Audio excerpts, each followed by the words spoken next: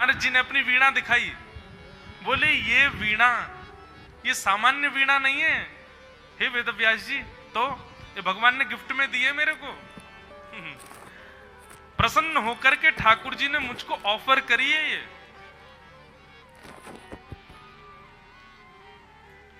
वेदव्यास जी बोले जरा हमको भी तो दिखाओ, ने हाथ स्पर्श तो करा, तो ठाकुर जी ने दी अपने हाथ से। बोले हाँ।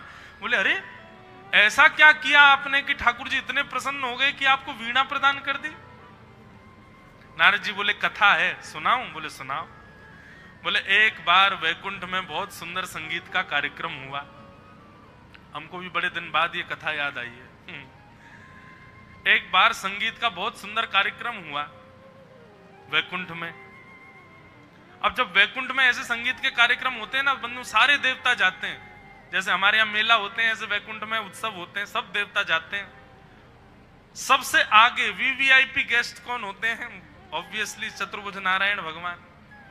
उसे शैया पे पौड़े पौड़े सुनते हैं। अच्छा, संगीत के कार्यक्रम में गायक कौन होता है? सरस्वती जी प्रथम गायिका। उसके बाद हाहा हुहू गंधर्व, ये दो गंधर्व हैं, ये गाते हैं।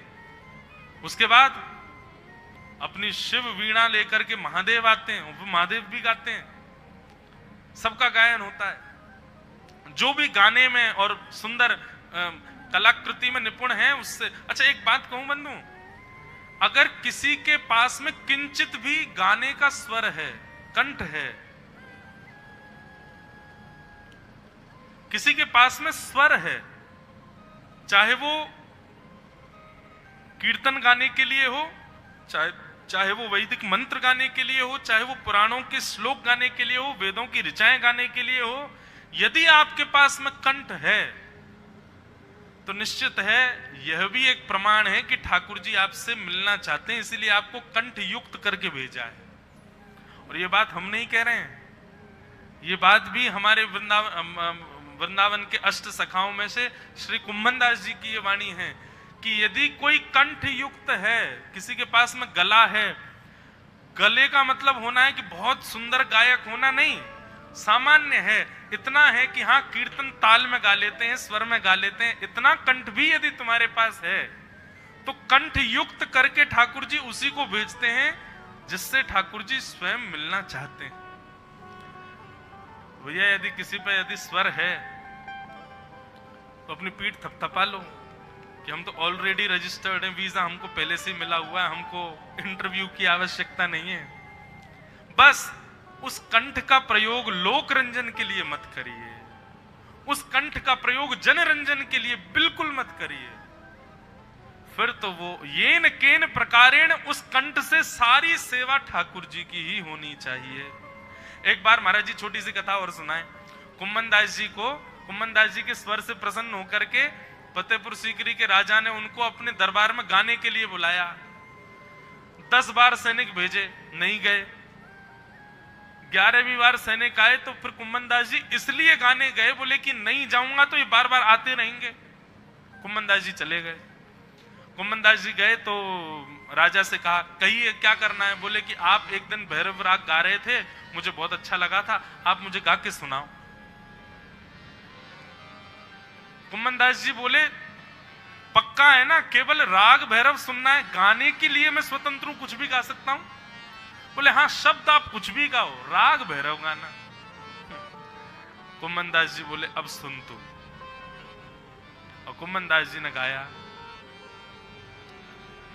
भगत को कहा सीख रिसो काम, आवत जात पन्हैया टूटी, बिसर गयो हरि नाम, भगत को कहा सीख रिसो काम। भगत को कहा सीख रिसो काम, आवत जात पन्हैया टूटी, बिसर गयो हरि नाम, जाको मुख देखत दुख लागत, ताको करण परी प्रणाम, कुंभन दास लाल गिरधर बिन, और न दूजो काम। कुम्मनदास जी महाराज कह रहे हैं, जाको मुख देखत दुख लागत ताको करन पड़ी प्रणाम। जिसका मुख हमको बिल्कुल अच्छा नहीं लगता, आज उसके सामने दरबारी बनकर के हमको गाना पड़ रहा है, इससे बुरा दिन मेरे जीवन में कभी नहीं आ सकता। आज मेरे जीवन का सबसे गंदा दिन है। राजा अपनी लाज बचाए, कैसे बचाए? उसने तो केवल इतना कहा था भैरव राग सुनाओ, ये थोड़ी कहा था कि शब्द क्या है। कुम्मनदास जी महाराज गाते चले गए। अंत में राजा ने कहा थोड़ी अपनी लाज बचाने के लिए दक्षिणा ऑफर कर देता हूं, कहिए कुम्मनदास जी क्या दूं आपको? जो मांगोगे सो दूंगा। कुम्मनदास जी बोले पक्का जो मांगूंगा सो दोगे? बोले हाँ। कुम्मनदास जी झोली फैला करके बोले आज के बाद हमको अपने दरबार में मत बुलाना, और आज के बाद आपका ये जो मुखड़ा है ये हमको कभी मत दिखाना, हमको कभी आपको देखना ना पड़े, बस ये दक्षिणा हमको दे दो। क्या कह रहे हैं हम? यदि कंठ युक्त करके ठाकुर जी ने भेजा है तो निश्चित है ठाकुर जी आपसे मिलने का मन पहले ही बना चुके हैं कि आपके पास कंठ है। बस उस कंठ का प्रयोग लोक रंजन के लिए मत करो, उस कंठ का प्रयोग ठाकुर जी के रंजन के लिए करो, उनकी प्रसन्नता के लिए करो। संसार को रिझाने के लिए गाओगे, चार लोग वाहवाही करेंगे, लेकिन ठाकुर जी को रिझाने के लिए गाओगे त्रिलोक की नाथ वाहवाही करे, कितनी बड़ी बात है।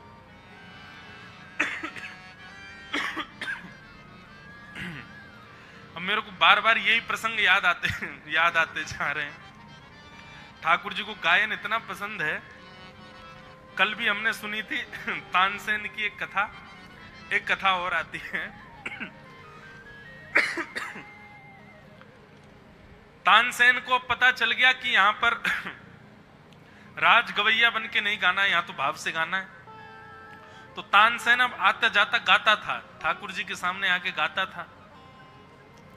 पर तानसेन का नियम था कि कई गवैया होते हैं वो पान खा करके गाते हैं, मुंह में पान दबा लेते हैं दो चार, उसके बाद गाते हैं, बिना पान के नहीं गाते। तानसेन पान खा के गाता था।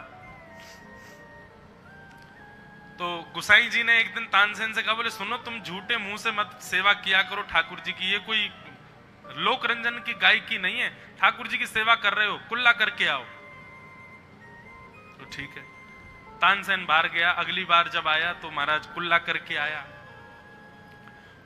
आया, ठाकुर जी के सामने गाने लगा। तो खड़े खड़े ठाकुर जी के कभी तो कानन के कुंडल गिर जाएं, कभी गले की माला ढीली हो जाए, कभी वंशी जी फेंक दें, कभी कुछ कर। गुसाई जी भीतर गए, पर्दा लगा के जय जय। कहा भयो भूख लग रही है, आप काय को श्रृंगार उतार रहे हो? बोले जाके गायकी में सुख ना आ रहो, पहले बढ़िया गा रहो, अब पतोला कहा है गोया को।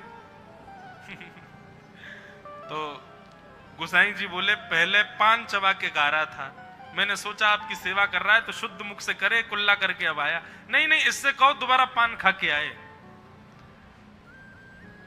गुसाई जी बोले जय हो जय जय, सब नियम खुद ही बनवाते हो और फिर जब खुद की इच्छा हो जाती है तोड़वा भी देते हो। एक बात बताऊं बंधुओं, बहुत सुंदर बात है। पूरे विश्व को मुक्त करने वाला स्वयं इतने नियमों में क्यों बंधा रहता है? पूरे विश्व को मुक्त करने वाला ठाकुर स्वयं इतने नियमों में। हम लोग तो फिर भी 4 बजे रोज उठना है तो 4:30 हो जाएगा, लेकिन ठाकुर जी तो 4 बजे ही उठते हैं, कितने भी मंदिरों में देख लो। हम लोगों को 12 बजे प्रसाद पाना है, 12:30 हो जाएगा, लेकिन ठाकुर जी का भोग 12 बजे ही लगेगा। और ऐसा नहीं 1-2 साल से चल रहा हो, 500 वर्षों से मंदिरों में वही नियम चल रहा है, एक ही पद्धति। और पूरे विश्व को मुक्त करने वाला एक गर्भगृह में बंद करके बैठा है, निकलते ही नहीं वहां से, 24 घंटा वहीं बैठे रहते हैं। ये कोई आक्षेप नहीं कर रहा हूं, लेकिन इसके पीछे एक बहुत प्रिय भाव है। ठाकुर जी ने अपने आप को इतने नियमों में और इतने दायरों में इसलिए बांध दिया है, मानो ठाकुर जी हमको चैलेंज कर रहे हैं, तुम्हारी भक्ति में सामर्थ्य हो, तुम्हारे भाव में सामर्थ्य हो तो हमारे नियम को तोड़वा के दिखाओ। श्री तुकाराम जी के लिए श्री पंडरीनाथ भगवान का मंदिर का द्वार ही बदल गया। तुकाराम जहां बैठा है वहां मेरा मुख रहेगा। ठाकुर जी नियमों में बंधे नहीं है, हमको चैलेंज कर रहे हैं ठाकुर जी। चैलेंज है तुमको। तुम्हारी भक्ति में सामर्थ्य हो, तुम्हारे भाव में सामर्थ्य हो, तुम्हारे प्रेम में सामर्थ्य हो, तो देखो हमारे इतने नियम हैं, हम स्पर्श रहते हैं, हम भीतर किसी को नहीं आने देते, हम समय से सोते हैं, समय से उठते हैं, समय से सब काम करते हैं। तुम्हारी भक्ति में सामर्थ्य हो तो हमारे नियमों को तोड़वा के दिखाओ। वे नियम बनाए ही ठाकुर जी ने इसलिए कि ताकि तुम तोड़वा सको। लग जाओ ऐसे प्रेम भाव में कि तोड़े ठाकुर जी अपने नियम।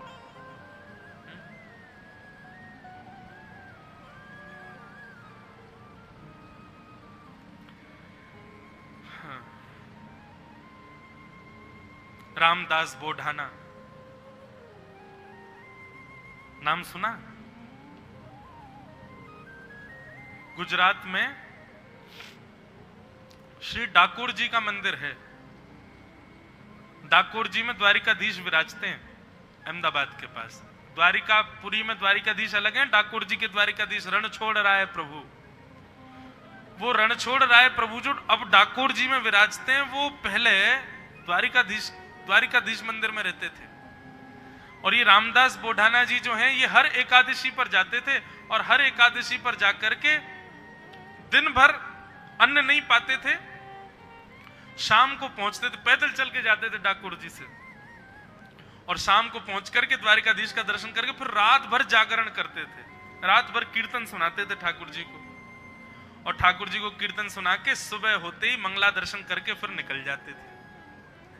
धीरे धीरे रामदास जी अब थोड़े वृद्ध हो गए, अब पैदल चल के आने में उनको दिक्कत होती थी बेचारे, जैसे तैसे, फिर भी अपना नियम नहीं तोड़ते थे, हर एकादशी पर जाते थे द्वारिकापुरी। मन में एक बार कभी चित्त में भाव आ जाता था कि ठाकुर जी अब हम बड़े वयोवृद्ध हो गए, मुझे तो बस ये है कि अंतिम श्वास तक मेरे आपके एकादशी के दर्शन का नियम ना टूटे। ठाकुर जी को पता चल गई थी भैया अब ये इतने वयोवृद्ध हो गए, अब ज्यादा इनसे आना जाना होगा नहीं, क्या करें। वर्षों से चली आ रही मंदिर की सेवा को ठाकुर जी त्यागने को तैयार हो गए। रामदास बोढ़ाना आए और रात्रि जैसे ही जागरण करने लगे तो नेत्र बंद करके जागरण कर रहे थे, उनके चित्त में अपने आप ठाकुर जी मानो ऐसे दिखने लगे कि मंदिर का गर्भगृह खुल गया है और ठाकुर जी सचल रूप में बैठे हैं और कह रहे हैं, ए रामदास चल मुझको अपनी गोद में लेकर के चल दे, अब मैं तेरे संग ही रहूंगा, तू जहां रहता वहीं रहूंगा, तुझे रोज रोज आने, तुझे हर एकादशी आने की जरूरत नहीं है। रामदास जी को एक क्षण के लिए चिंतन चित्त में आया, तुरंत नेत्र खोल के देखे तो सामने तो कुछ नहीं, पर गर्भगृह का द्वार खुला हुआ था। बंधु एक बात बताएं, कभी भी नाम जप करो, कभी भी साधना करो, उस समय ना चित्त में ठाकुर जी की कोई लीला का चिंतन करके जप प्रारंभ करना। मैं यहाँ का अनुभव बता रहा हूं, महाराज जी के सन्मुख अपने भाव प्रकट कर रहा हूं। जब आप लीला का चिंतन करके जप करते हैं, सबसे पहली बात आपको ये नहीं पता चलेगा कि समय कितना निकल गया और जप पूर्ण भी हो रहा है। दूसरी बात, बीच बीच में आपको कुछ अनुभव होंगे, ऐसे स्वर या फिर ऐसी आकृतियां दिखेंगी जो भगवत संबंधी होंगी, उनको ध्यान से देखिएगा। और यदि धूमिल दिखाई दें तो अपना जप और बढ़ाइए, अपने नाम में साधना और बढ़ाइए, धीरे धीरे वो स्पष्ट होने प्रारंभ हो जाएंगी। ठाकुर जी कोई संकेत करेंगे आपको। रामदास बोढ़ाना रात भर कीर्तन कर, ठाकुर जी उसको संकेत कर रहे हैं कि मैं तेरी गोद में बैठ के तेरे संग चलूंगा। नेत्र खोल के देखा तो गर्भगृह खुला था।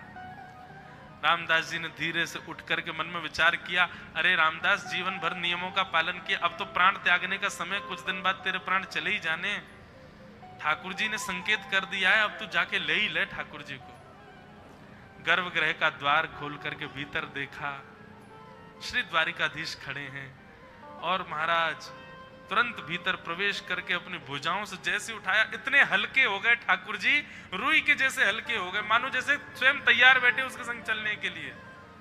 और तुरंत महाराज रामदास जी की गोद में खड़े होकर के ठाकुर जी, बार बार कानों में एक स्वर जाता है, रामदास कौन बोलता है पता नहीं, जल्दी चलो जल्दी चलो जल्दी चलो, क्योंकि ब्रह्म मुहूर्त होने वाला है, मंगला के दर्शन खुलने वाले हैं, मंदिर में पुजारी आ जाएंगे, बवाल मच जाएगा, उससे पहले भगा ले चलो हमको यहां से। और रामदास बोढ़ाना जी अपनी बैलगाड़ी में लेकर के श्री द्वारिकाधीश को डाकोर जी पधार गए। बीच में लीला भी हुई, पुजारियों ने पकड़ लिया था इनको। अब जैसे पुजारियों को आता देखा, ये ठाकुर जी को लेके एक बावड़ी में कूद गए, एक सरोवर था उसमें कूद गए, अंदर जाके वहां पे गुफा सी थी, उसमें ठाकुर जी को बैठा दिया। पुजारियों ने आके बैलगाड़ी देखी तो बैलगाड़ी में ठाकुर जी तो नहीं मिले, उनकी एक पटका मिल गया। ठाकुर जी भी, ये सब लीलाएं भी ठाकुर जी कराते हैं, सीधे सीधे किसी को मिल जाए ऐसा तो हो ही नहीं सकता, उसको थोड़ी पीड़ा ना हो। ठाकुर जी पूर्ण विचार करते हैं, थोड़ी पीड़ा तो इसको दिलाई दूं मैं। अब रामदास जी की बैलगाड़ी में ठाकुर जी नहीं मिले, लेकिन उनकी पीताम्बरी मिल गई। पुजारियों ने कहा पकड़ लो इसको, देखो ये ठाकुर जी की पीताम्बरी। खूब मारा महाराज, बुढ़ाना जी के ऊपर खूब प्रहार किया। जब उनके रक्त निकलने लगे, तब एक करुण क्रंदन करते हुए एक छोटे से बालक के स्वर में उस बावड़ी से आवाज आने लगी, अरे मूर्खों, क्या कर रहे हो? जानते नहीं हो भक्त मेरे ही अंग होते हैं, उनको पीड़ा देते हो तो मुझे पीड़ा होती है। जब ये स्वर सुना, दौड़ करके पुजारियों ने जैसी बावड़ी में देखा तो बावड़ी में जो जल था उसका जल रक्त के रंग का हो गया था। पुजारियों ने कहा, अरे भैया ये बोढ़ाना जी नहीं लेके जा रहे हैं, ठाकुर जी इनके साथ जा रहे हैं, छोड़ दो। प्रणाम करके पुजारी सब वापस लौट गए। नीचे जाकर के देखा तो जहां जहां श्री रामदास जी को चोट लगी थी, वहां वहां ठाकुर जी के अंग पर भी दर्शन हो रहा था शोभ का।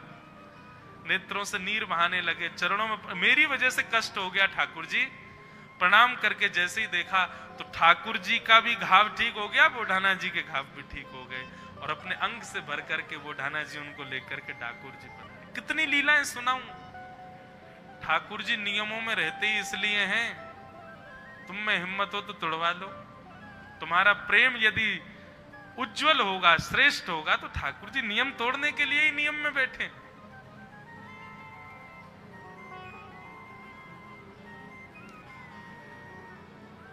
तो हम कहां से कहां पहुंच गए, कथा कहां चल रही थी?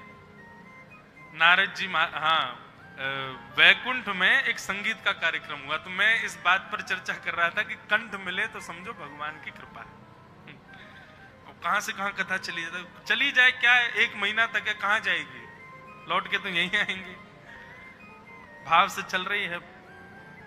तो एक संगीत का कार्यक्रम हुआ वैकुंठ में, बड़े बड़े संगीतज्ञ आए मंच पर, सब देवता भी बैठे थे। अब नारद जी का इतना अधिकार है कि नारद जी सब देवताओं से आगे निकल करके और भगवान की शेष शैया से कमर लगा के बैठते हैं।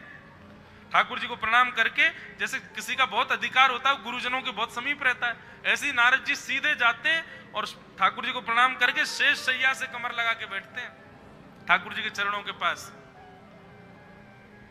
भगवान पौड़े थे, नारद जी प्रणाम करके बैठ गए। हा हा हु गंधर्व गा रहे थे, नारद जी आंख बंद करके सुन रहे थे स्वरों को। ठाकुर जी नारद जी को देख रहे थे। नारद जी को देखते देखते भगवान को एक आनंद लीला सूझने लगी, अंदर मन में भाव आने लगा। बोले सब गाते हैं, कभी नारद गाता हुआ नहीं दिखा मुझे, क्या करें, नारद के पास बेचारे के पास कंठ नहीं है ना, गा नहीं सकता। तो भगवान ने एक लीला करी, अपने पैर के अंगूठे से नारद जी के चोटी घुमाने लगे गोल गोल। वहीं बैठे थे नारद जी। नारद जी पीछे मुड़े, जी जय जय, आज्ञा। भगवान बोले इधर आओ। नारद जी पास गए। ठाकुर जी बोले तुम यहां क्या कर रहे हो? संगीत का कार्यक्रम हो रहा है, वैकुंठ में चल रहा है, सब लोग सुन रहे हैं, तो मैं भी सुनने आया हूं।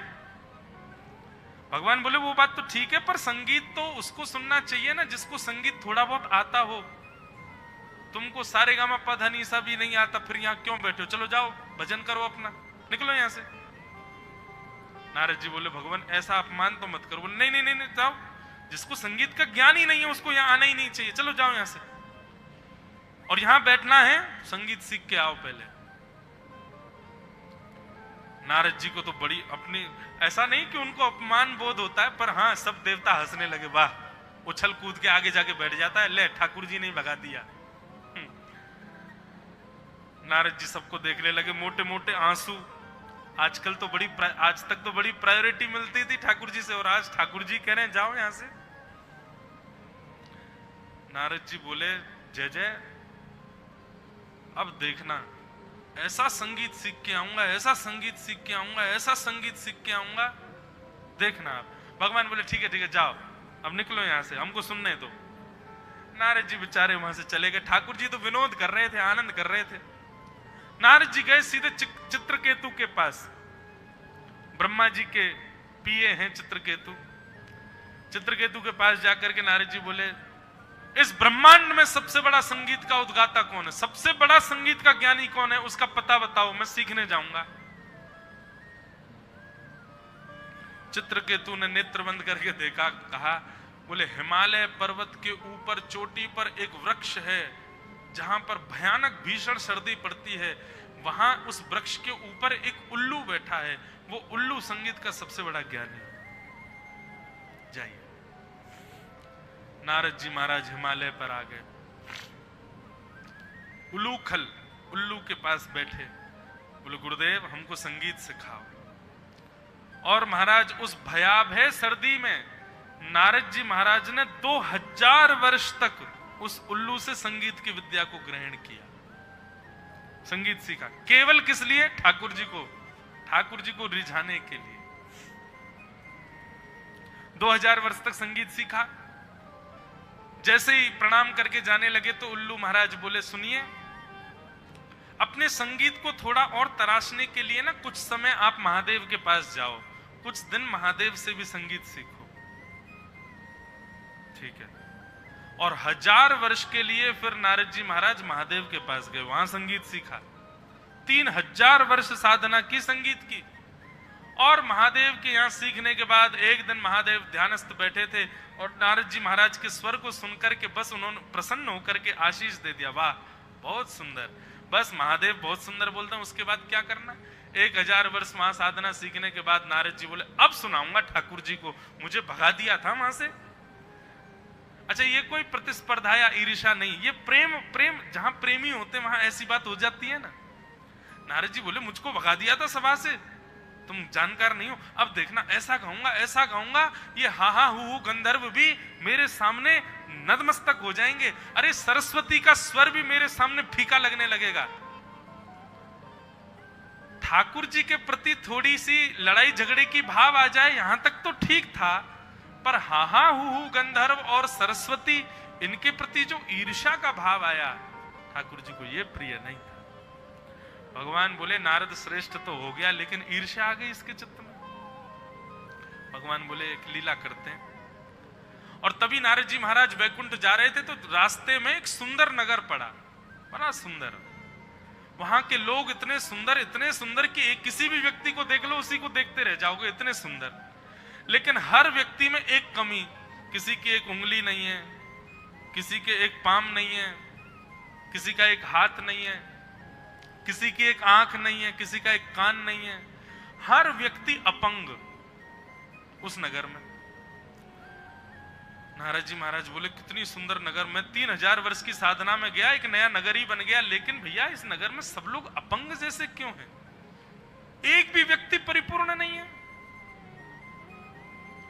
नारद जी ने एक भैया को रोका, सुनो, ये कौन सा नगर है और इस नगर के लोग इतने सुंदर हैं, मेरी तो नजर ही नहीं हट रही है, पर मेरे मन में संशय आ रहा है कि आप सब लोगों के हाथ पांव और ये हाथ पैर अपंग क्यों हैं? वो कहने लगे, अरे भैया बस पूछो मत, इस नगर का नाम है संगीत, और हम लोग जो तुमको दिखाई दे रहे हैं ना, हम संगीत की सब राग रागनियां हैं। मैं भीमपलासी राग हूं, वो जो बिना पैर के घूम रहा है ना बेचारा लंगड़ा सा, वो भैरव राग है, वो भैरवी राग घूम रहा है वहां पे, उसकी एक हाथ नहीं है। ये सारे राग रागनियां हैं। वो देखो यमन बेचारा बिना, क्या बोलते हैं उसको, हमारे यहाँ क्या बोलते, बैसाख, कौन सी बैसाख है, बैसाखी, देखो बैसाखी लिए चल रहा है यमन राग। बैसाखी समझते हैं? कोई व्यक्ति यदि भगवत अनुग्रह से यदि उसको एक चरण नहीं होता तो बेचारा वो एक सहारा लेके जो चलता, उसको बैसाखी बोलते हैं। देखो वो यमन राग घूम रहा है, ये देखो भैरव की स्थिति देखो, भैरवी बेचारा वहां पड़ा है। ये हम सब राग रागनियां हैं। ओहो, संगीत सुनते ही और महाराज राग रागनियों का नाम सुनते ही नारद जी तो नतमस्तक हो गए। 3000 वर्ष से इन्हीं की तो साधना कर रहा था मैं। एक एक को जाकर के प्रणाम करने लगे, दंडवत करने लगे। सब कहने, आप इतना प्रणाम क्यों कर रहे हो भगवान? बोले मैं अपना परिचय बाद में बताऊंगा, लेकिन आप पहले मुझे यह बताइए, आपके हाथ पांव किसने तोड़े? सब संगीत की राग रागनियां बोले बस पूछो मत, एक नया नया गवैया हुआ, उसका नाम है नारद। वो ऐसा तोड़ मरोड़ करके गाता है, उसी के गायन की वजह से देखो हम सब अपंग हो गए। किसी के हाथ चला गया, किसी का पैर चला गया, किसी की आंख चली गई है। हम सब उसको खोज रहे हैं। जिस दिन हमको मिल जाएगा वो नारद, पेड़ से बांध करके अपने एक एक स्वर का बदला लेंगे उससे। भैया आपने अपना परिचय नहीं बताया, आपका नाम? नारायण दास नाम है मेरा। नारद जी मिलेंगे तो जरूर लेके आऊंगा आपके पास। नारद जी भागे वहां से, और जो मान चित्त में उत्पन्न हुआ था कि मैं हाँ वो गंधर्व और सरस्वती को हराऊंगा, वो मान नष्ट हो गया। महादेव के पास गए, बोले कि आपने संगीत तो सिखा दिया, लेकिन अब इस मान को कैसे मर्दन करूं? बोले मान का मर्दन करने का एक ही उपाय है, जिसके प्रति ईर्ष्या प्रकट हुई है उसी के चरणाश्रित हो जाओ। मुझे इतना सुंदर लगता है, शाम को जब यहाँ पर पंचपदी होती है, सब लोग पद गाते हैं, तो उस पद वहां उस सभा का नियम है, यदि कोई व्यक्ति विलंब से आए तो उसको कान पकड़ के खड़ा होना पड़ता है। और चाहे कोई हो, अब आज कल तो हम आए थे, हमको पता नहीं थी, पर अब से अगर अष्टपद में वो पंचपदी में हम भी लेट आएंगे तो हम भी ऐसे खड़े रहेंगे। भैया ठाकुर जी हमारी प्रतीक्षा करें। लेकिन इसका भाव कितना सुंदर। और ऐसा नहीं कि अपनी जगह से खड़े होके, माताएं तो अपनी जगह से ही रहती हैं, पर भाई लोगों को तो सबके सामने आना पड़ता, वहां खड़े होके कान पकड़ो। मान रहित होने का कितना सुंदर उपाय।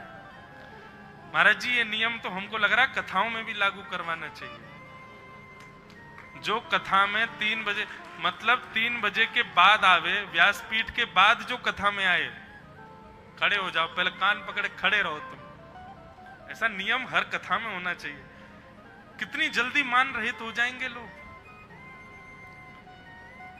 कितना सुंदर। हमारे एक पंडित जी महाराज जी कल वो आए नहीं, क्योंकि जब ये कान पकड़ने वाला विषय मुझे पता चला तो हमने 2-3 पंडित जी मैंने जाओ कान पकड़ो। एक पंडित जी डर के मारे आए नहीं कि मेरे को कान पकड़ना पड़ेगा। मैंने कहा आप आए नहीं? बोले कल से महाराज जी पंचपदी प्रारंभ होगी, उससे पहले ही पहुंच जाऊंगा मैं। मैंने कहा उसका एक और नियम है, पद प्रारंभ होने से पहले पहुंच जाओगे तो भी कान पकड़ना पड़ेगा कि पहले क्यों आए। मैंने कहा पद का स्वर शुरू हो तभी पहुंचना है। तो बोले ये तो बड़ी विडंबना, फिर क्या करें? मैंने वहीं डोलते रहो, जैसे पद गाने शुरू हो बैठ जाओ। लेकिन वो कितना अच्छा प्रारूप है उसका। ऐसे हर मंदिर में, हर सभा में, हर सत्संग में, मंदिर में तो नहीं, दर्शन में तो नहीं, वो तो खुला है कभी भी आओ, पर सत्संग में ये नियम होना चाहिए। अगर व्यासपीठ पर आने वाले व्यास या कीर्तन गाने वाले कीर्तनकार के बाद आप आते हो, आपको क्षमा ठाकुर जी से मांगनी चाहिए। आप विचार करो, कभी भी पदावली होती है, कहीं भी कीर्तन होता है, संकीर्तन होता है, ठाकुर जी पहले आके बैठते हैं। सबसे पहले कथा में आने वाले श्रोता कौन है? ठाकुर जी। सबसे पहले ठाकुर जी आते हैं, सबसे विलंब से हम लोग आते हैं। महादेव बोले मान रहित होना है तो जिसके प्रति तुम्हारे चित्त में प्रतिस्पर्धा का भाव आया था उन्हीं की शरण में जाओ। नारद जी महाराज हाँ गंधर्व के पास गए, बोले मुझे क्षमा कर दो, मैंने अपने आप को आपसे ज्यादा श्रेष्ठ मान लिया, अब आप ही संगीत सिखाओ। हाँ गंधर्व ने कहा नहीं भगवान, ये सब भगवान की लीला थी। आपके मान को दूर करने के लिए भगवान ने ये संगीत नगर बनवाया और उस संगीत नगर में इन सबको प्रकट करवाया। आप बिल्कुल निश्चिंत रहें, आपका जो स्वर है, आपका जो गायन है, वो तो अत्यंत विशिष्ट है। नारद जी महाराज बोले मुझे कैसे पता चलेगा? बोले अभी 3 दिन बाद फिर से संगीत का समायोजन होगा, आप पधारिएगा। पिछली बार आपको भगा दिया था, अब की बार ठाकुर स्वीकार करेंगे। सबसे पहले प्रस्तुति हाँ गंधर्व ने की, दूसरी प्रस्तुति सरस्वती मैया ने की, तीसरी प्रस्तुति अन्य अन्य देवगणों ने की। सबसे श्रेष्ठ प्रस्तुति करता सबसे अंत में आता है। सबसे अंत में प्रस्तुति देने के लिए नाम उद्घोषणा की महादेव ने। अब हम मंच पे बुलाना चाहते हैं हरिदास वर्य, हरिदासों में जो सबसे श्रेष्ठ हैं, ऐसे श्री नारद जी महाराज को। नारद जी का नाम सुनते ही भगवान बोले, हैं नारद गाएगा? बोले हाँ। नारद जी महाराज मंच पर आए, मंच पर आकर के ठाकुर जी को प्रणाम। ठाकुर जी अभी तक तो पौड़े थे, अब बैठ गए। अच्छा नारद गाएगा? बोले हाँ। और श्री नारद जी महाराज ने जैसे ही नेत्र बंद करके स्वर लगाया, ऐसा स्वर गूंजा महाराज आभा मंडल में।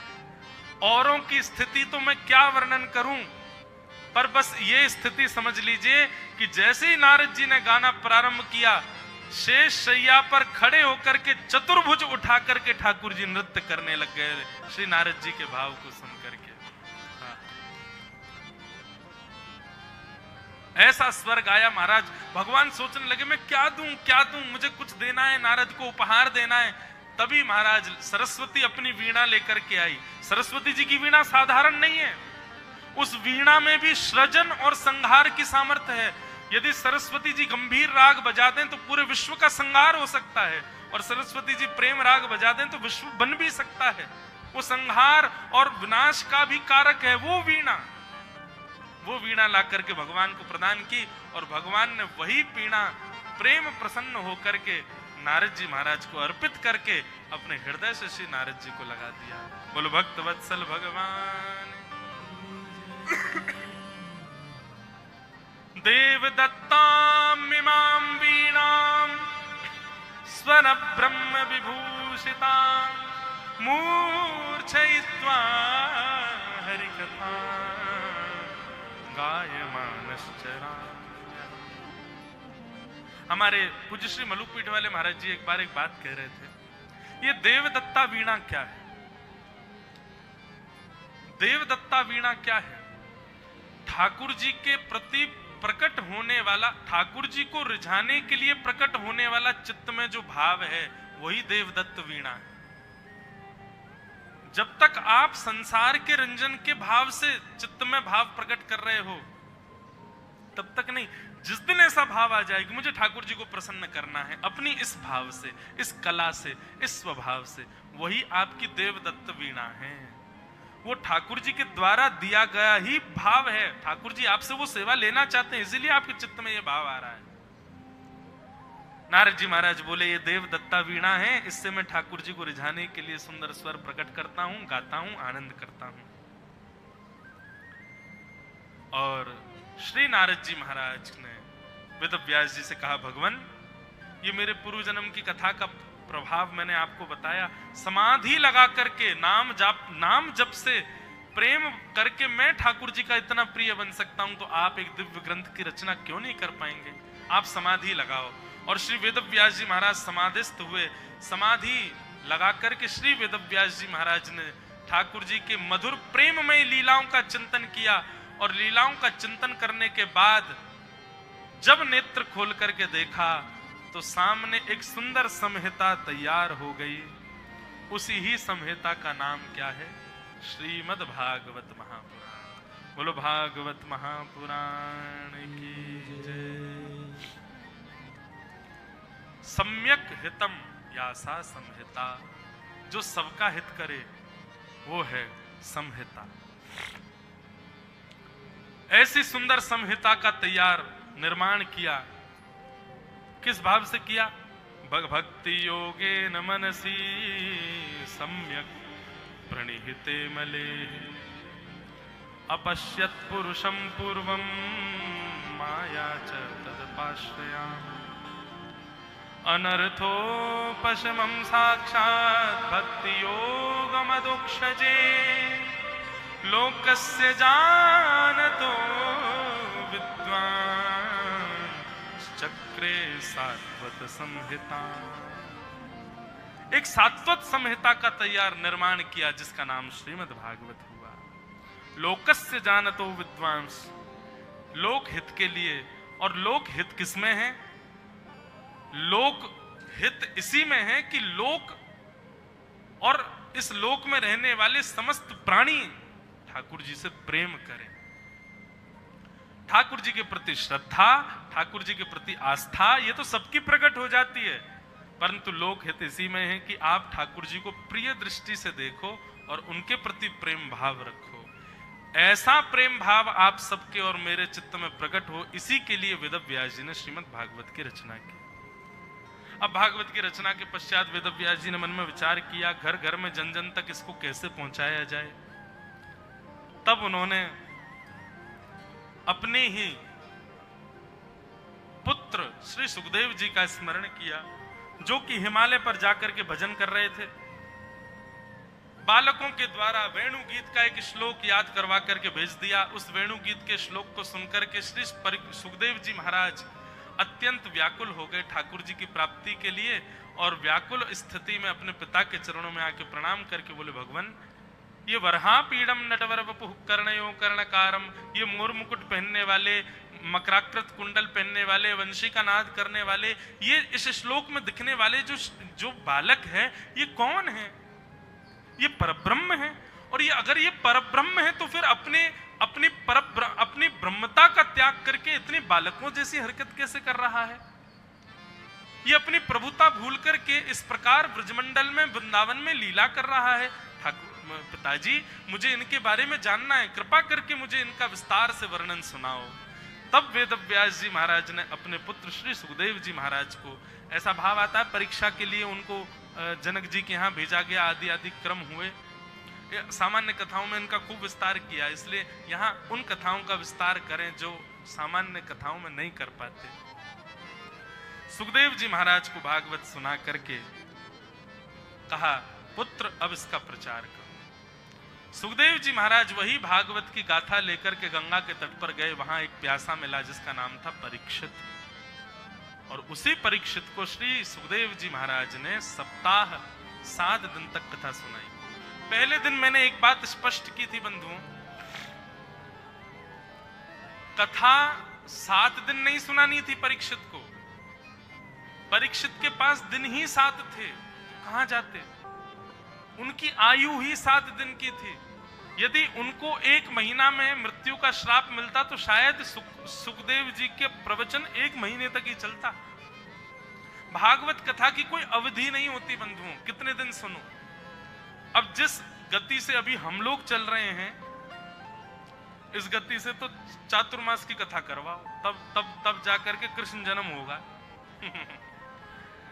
महाराज जी आज्ञा कर रहे हैं, कराओ चातुर्मास और कराओ इनकी। महाराज जी, और ये बात सत्य कह रहे हैं, हम गायत्री जब कर रहे थे उसी समय ऐसा एक दृश्य दिखा कि एक बार चातुर्मास के लिए आए और यहां बैठ के कथा सुना। अब ये हमारे घर वाले सुन रहे होंगे तो डंडा लेके बैठूंगा, आने दो इसको, 4 महीने कथा करेगा।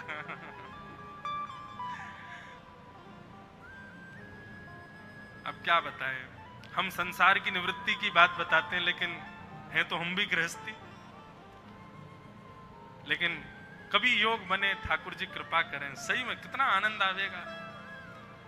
यहां पर मुझे और भी तो सुख मिलता है ना। हमारे मुकुंद काका जी के श्री, मैंने तो आपसे कहा मुझे रोज एक अभंग सुनाएंगे, उसकी हिंदी व्याख्या भी सुनाएंगे, तो आप एक अभंग भी सुनाते। आज इतना सुंदर एक गोपी का विरह भाव सुना रहे थे अभंग में। अब अभंग तो हमको याद होगा नहीं, लेकिन हाँ चातुर्मास जब होगा तब तो यहाँ पे हमको मराठी भी याद हो ही जाएगी, और फिर अभंग भी 1 आध दिन तो अभी मैं सुना ही दूंगा, 2-4 दिन में एक अभंग तो गाऊंगा। बहुत आनंद, बहुत सुख मिलता है। महाराष्ट्र के भक्तों की चर्चा सुन के एक अलग अनुभूति मिलती है। यहाँ के जैसा प्रेम और दैन्य सब जगह के भक्तों में देखने को नहीं मिलता। एक प्रकार से मैं कोई तुलना नहीं कर रहा हूं, पर हाँ यदि मेरे स्तर से देखो, मुझसे कहो, मुझे जबकि इतने ज्यादा चरित्र यहाँ के वैष्णवों के पता भी नहीं है, पर जिनके भी पता है अद्भुत हैं, अतुलनीय हैं। दैन्य और प्रेम की एक अद्भुत पराकाष्ठा है महाराष्ट्र के भक्त चरित्रों में। तो कभी चातुर्मास भी करेंगे, और 4 महीना कथा सुनाएंगे और 4 महीना तक खूब उपासना साधना करेंगे, गंगा जी में खूब डुबकियां लगाएंगे, आनंद करेंगे। और चातुर्मास का समय भी श्रावण के आसपास ही आता है, तो उस समय तो यहाँ और सुंदरता, हरियाली चारों तरफ, ऊपर से मेघ गरजेंगे, बरसेंगे और महाराज गोदावरी जी भी अपने पूर्ण चरम पर बहेंगी, पता ही नहीं चलेगा कब कहाँ डूब रहे हैं, पाम ही नहीं पाएंगे, उठा उठा फेंकेंगे एक दूसरे को, खूब आनंद भी होता है। तो कभी योग बने, व्यासपीठ से निकली बात, तो कभी ना कभी तो ये भी क्रम बनेगा। तो श्री सुखदेव जी महाराज ने परीक्षित को इसलिए 7 दिन में कथा सुनाई क्योंकि परीक्षित को 7 दिन में मरने का श्राप था। बाकी वो इस भाव से नहीं गए थे कि 7 ही दिन सुनानी है, जब तक इसकी अंतिम श्वास नहीं आएगी तब तक कथा श्रवण कराएंगे। कथा श्रवण का नियम ऐसा ही लीजिए कि जब तक श्वास चल रही है तब तक हम भागवत के आश्रय में आश्रित रहें, तब तक सत्संग हमारा कभी छूटे ना। अब यहां प्रश्न किया, महाराज ये परीक्षित कौन है, इनके बारे में हमें बताओ, इनको 7 दिन में मरने का श्राप क्यों लगा? श्री सुखदेव जी महाराज बोले, अब यहां से महाभारत का प्रसंग प्रारंभ होगा। यदा मृधे गौरव संजयानाम वीर स्वथो वीर गतिम गतेषु व्रकोदरा विक्त गदा विमर्श भ्रगनोरुदंडे धृतराष्ट्र पुत्रे। अब यहां से महाभारत का प्रसंग प्रारंभ होगा। हम प्रारंभ तो कर देंगे लेकिन फिर 1 घंटा लगेगा उसके विश्रांति में। आज का नियम थोड़ा सा सुन लें। अभी कथा 6 बजे, अभी हम पद गाएंगे, वृंदावन रसामृत आप सबको प्रति प्राप्त है। उसके पश्चात 7 बजे से 8 बजे तक यहाँ पर पंचपदी होगी जो नित्य होती है। 8 बजे के बाद आप सब लोग प्रसादी पा लीजिएगा। 8:30 बजे तक प्रसाद पाकर के पुनः यहाँ उपस्थित हो जाना। हमारे श्री गिरधर लाल जी विराजमान होंगे। और फिर अभी कुछ मन में तो आया नहीं है कि क्या उत्सव करेंगे, जो मन में आता जाएगा, होली भी कर देंगे, डोल भी कर देंगे, नंदोत्सव भी कर देंगे, सारे उत्सव आज ठाकुर जी के यहाँ करेंगे। और उत्सव करने का कारण अब यहाँ होते रहेंगे, 2-4 दिन बाद 5 दिन बाद फिर एक उत्सव करेंगे। ठाकुर जी भी 1 महीना यही है, हम भी यही है, कहाँ जा रहे हैं, तो यही उत्सव करेंगे, आनंद लेंगे ठाकुर जी का। बंधुओं, ये जो पद आपको प्रति प्राप्त हुई है 15 अप्रैल 2023 को, महाराज जी ये पद की विशेषता ये है कि अभी वृंदावन में खूब वैष्णव इसको गाते हैं। लगभग वृंदावन आने वाले हर वैष्णव इसका पाठ करते हैं। और ये एक वर्ष पूर्व गांधी धाम में हमारी वृंदावन रसामृत के विषय पर 4 दिन की चर्चा थी। और उस 4 दिन की चर्चा में महाराज जी बस कथा में मंच पर जाने से पहले मन में भाव आया कि कुछ हमारे वृंदावन के 7 प्रमुख निधि हैं, 7 निधियां हैं वृंदावन में, उन 7 निधियों को केंद्र में लेकर के कुछ लिखना चाहिए। और तब बस ठाकुर जी हमारे लाल जी की कृपा से इस पद की रचना हुई। और इसकी पदना रचना हुई, फिर तो खूब गाया लोग, अब आज भी खूब वृंदावन में गाते हैं। और हम अपनी हर कथा के हर दिन विश्राम में इस पद को ही गा करके कथा विश्राम करते हैं। अभी यहाँ 4 दिन से नहीं गा रहा था तो अटपटा भी लग रहा था, क्योंकि हर कथा का विश्राम इसी पद से ही होता है। पर आज इसको 1 वर्ष हुआ है। श्री दत्तात्रेय प्रभु कृपा करेंगे और महाराज जी अनुग्रह करेंगे, गोदावरी जी कृपा करेंगी, हमारे वेद पुराण के सब निष्णात विद्वान यहाँ कृपा करेंगे, तो निश्चित ही ऐसे पद हमारे लाल जी और अनुग्रह करके देते रहेंगे, उससे सबका कल्याण होगा।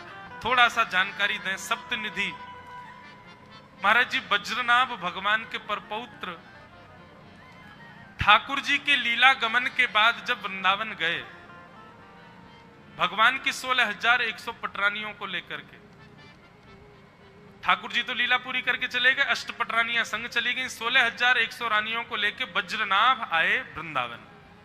वृंदावन में कोई नहीं था, उजड़ा हुआ वृंदावन था। वज्रनाभ अपनी माताओं को दुखी व्यथित देख नहीं पाते थे, तब उन्होंने सांडिल्य मुनि से आज्ञा ली। और आज्ञा लेकर के कहीं कहीं ऐसा बताते हैं कि कंस के कारागृह में, जिस कारागृह पर भगवान का अवतरण हुआ था और जिस शिला पर ठाकुर जी प्रकट हुए, उसी शिला से वज्रनाभ ने ठाकुर जी के विग्रहों का निर्माण कराया। कालांतर में कलयुग में फिर वही स्वरूप, 3 स्वरूप ठाकुर जी के भूमिगत हो गए, पृथ्वी में चले गए। फिर हमारे वृंदावन में रसिक जन आचार्य जनों ने आकर के अपने भजन बल से और अपने भाव बल से उन ठाकुर जी को पुनः प्रकट कर दिया। तो इन सप्त निधियों में 3 निधि तो वो हैं जो वज्रनाभ के द्वारा बनवाए हैं। कौन कौन से?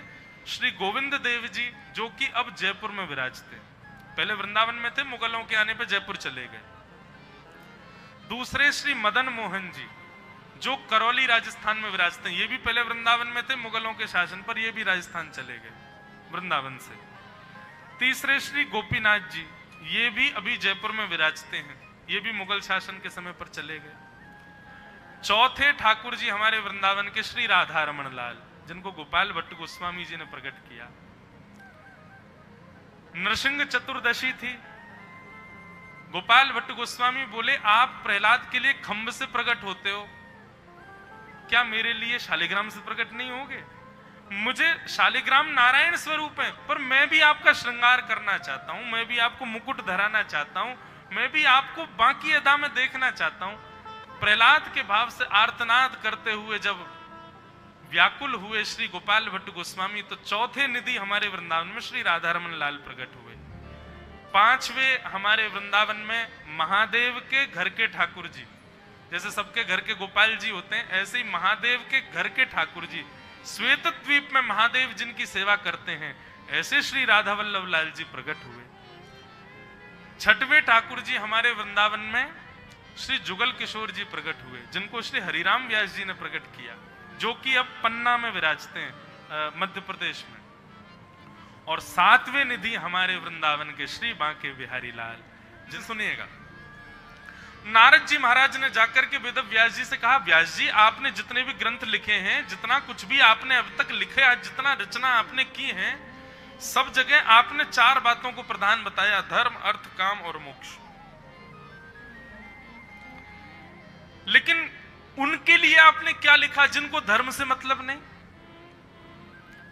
जिनको अर्थ से मतलब नहीं, जिनकी कोई कामना नहीं, और कहां तक कहें जो मोक्ष भी नहीं चाहते, ऐसे लोगों के लिए आपने क्या लिखा? एक बात आपसे कहें बंधुओं, हमारे वृंदावन की रीति थोड़ी सी विलग है। हमारे वृंदावन में मोक्ष की कामना नहीं करते। हमारे वृंदावन की जो भक्ति पद्धति है वो संसार में सबसे अलग है। वृंदावन की भक्ति पद्धति कहती है,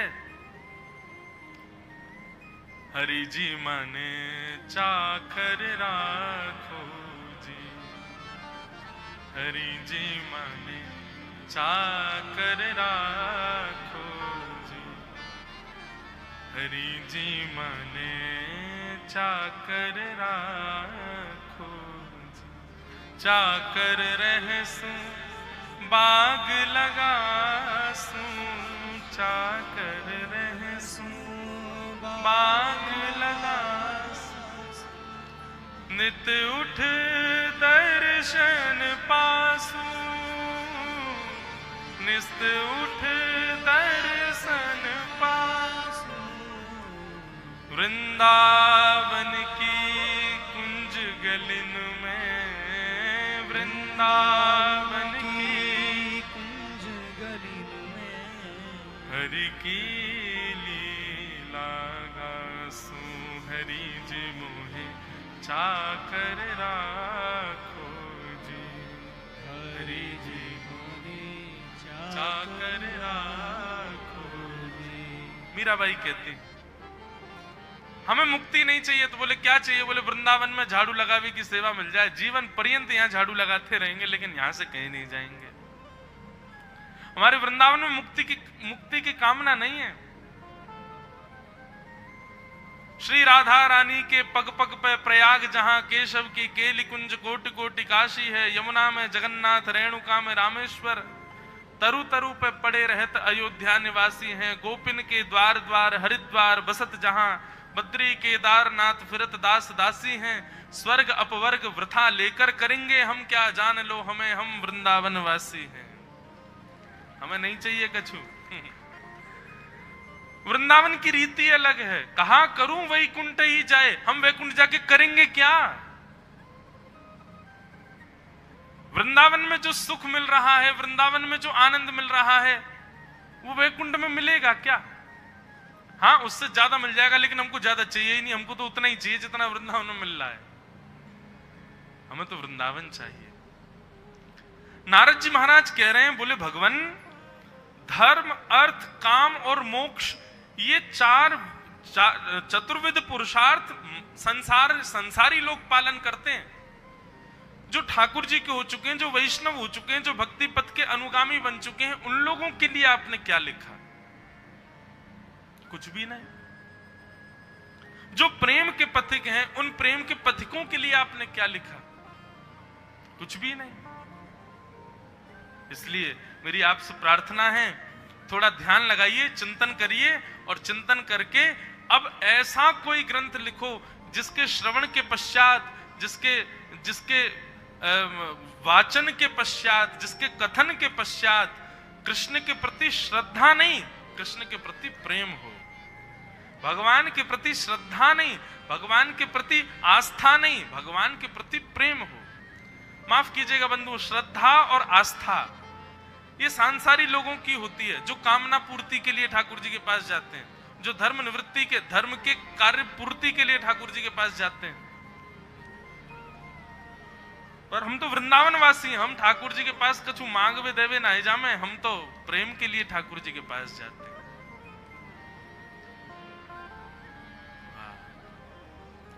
संसार के लोग श्री कृष्ण के देवालयों में जाते होंगे, अन्य अन्य कामनाओं से जाते होंगे, पर ब्रजवासी तो कृष्ण देवालयों में जाकर के भी ठाकुर जी की सुध पूछने जाता है, हमारो लाला कैसो है, ठीक है कि ना है। द्वारिका दर्शन करने के लिए जाएंगे तो ब्रजवासी दूर खड़े खड़े कहेंगे, वारे लाला, हमारे यहाँ तो गैया चरावे, हमारे यहाँ तो ऐसे ही बैठ जाए जमुना जी में पाम डार के, हो यहाँ राजा महाराज धीराज बन के बैठो है, वो देख हमारो लाला कैसो लग रहा है।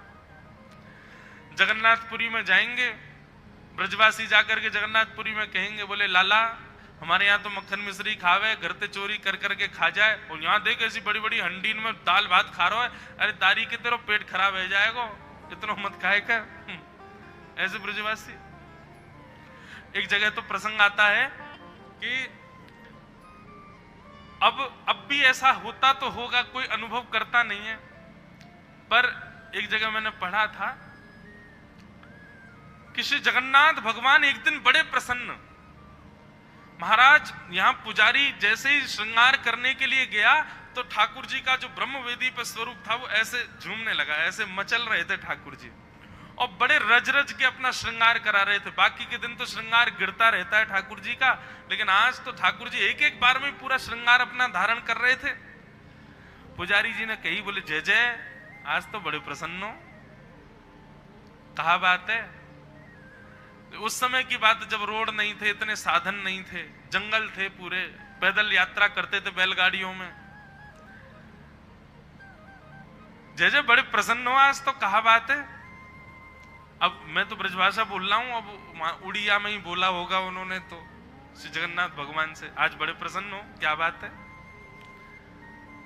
तो श्री जगन्नाथ जी कहने लगे, बोले अभी अभी वृंदावन से कुछ भक्तों की टोली मेरे दर्शन करने के लिए जगन्नाथपुरी आ रही है, अब मुझसे इंतजार नहीं हो रहा, मैं बस ये विचार कर रहा हूं, अब इतना बढ़िया श्रृंगार करो, मैं इतना सुंदर लगूं, मेरा भोग भी खूब बढ़िया से लगाना, और सुनो उनकी बढ़िया व्यवस्था कर देना, उनके लिए गद्दे आदि की सब व्यवस्था व्यवस्थित कर देना, बढ़िया प्रसाद बनाना, 3-4 दिन लगेंगे। अरे भगवान, अब ये 4 दिन कैसे निकलेंगे मेरे तो मुंह पे तो डटो ही नहीं जा रहा, जल्दी से ब्रजवासी आ जाए, और सुनो वो जैसे ही आवे ना, उनको यहाँ ब्रह्मवेदी के ऊपर ले आना और ला करके मेरे अंग से ऐसे गले लगवा देना, मैं उनको गले से लगा लूंगा, प्रसन्न हो जाऊंगा।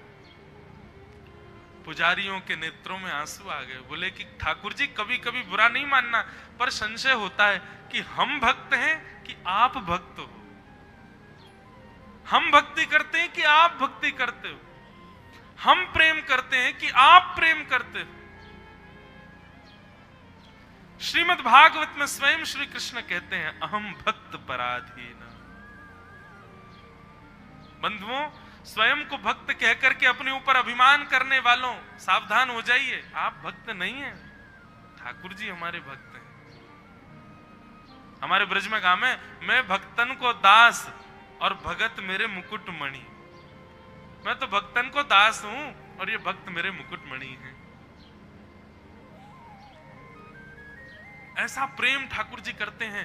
श्री नारद जी महाराज कहने लगे, अब यहां धर्म कर्मा बाई अपने घर में भोजन बनाती है, बिना नहाए धोए बनाती है। दातुन करते करते झूठी दातुन के पिछले भाग से खिचड़ी चला देती है। स्वयं जगन्नाथ भगवान दौड़ करके जाते हैं उसकी खिचड़ी खाने के लिए। धर्म संस्थापनार्थाय संभवामि युगे युगे, धर्म की स्थापना करने वाले स्वयं जगन्नाथ भगवान यहां पर बिना नभी धुबी और ऐसे ही झूठे भाव से बना रही भोग, उसके यहां भोजन पाने चले जा रहे हैं। धर्म खुद ही तोड़ दे रहे हैं ठाकुर जी, सारे नियमों का उल्लंघन स्वयं ही कर दे रहे हैं। किसके लिए? प्रेम के वश। हाँ? श्री जयदेव महाप्रभु के गीत गोविंद के विषय में आता है, भक्तमाल जी में कथा आती है कि श्री जगन्नाथ प्रभु एक दिन सुबह सुबह जैसे कपाट खुले तो पुजारियों ने क्या देखा कि श्री जगन्नाथ भगवान के वस्त्र उधरे पड़े हैं, फटे पड़े हैं, छिले पड़े हैं। जगह जगह श्री जगन्नाथ प्रभु को छोटे छोटे कांटे लगे हुए हैं। पुजारियों ने जाकर के चरण पकड़ लिए, बोले महाप्रभु क्या हुआ, आपके वस्त्र कैसे फट गए और ये आपकी इस प्रकार की स्थिति कैसे हो गई? महाप्रभु जी कहते हैं, बोले मुझे गीत गोविंद बहुत पसंद है और कहीं भी कोई भी गीत गोविंद का गान करता है ना तो सारे काम छोड़ के सुनने चला जाता हूं। ये जगन्नाथपुरी के पास के गांव में एक माली की बेटी है, वो बैंगन के खेत में घुस करके गीत गोविंद गा रही थी। अब वो गीत गोविंद जब गा रही थी मुझसे रुका ही नहीं गया, मैं दौड़ करके गया तो वहां खेत में इतने सारे कांटे थे, उनसे मेरे वस्त्र फट गए, उनसे मेरे हाथ पांव छिल गए। मैं तो उसको सुनने के लिए गया था।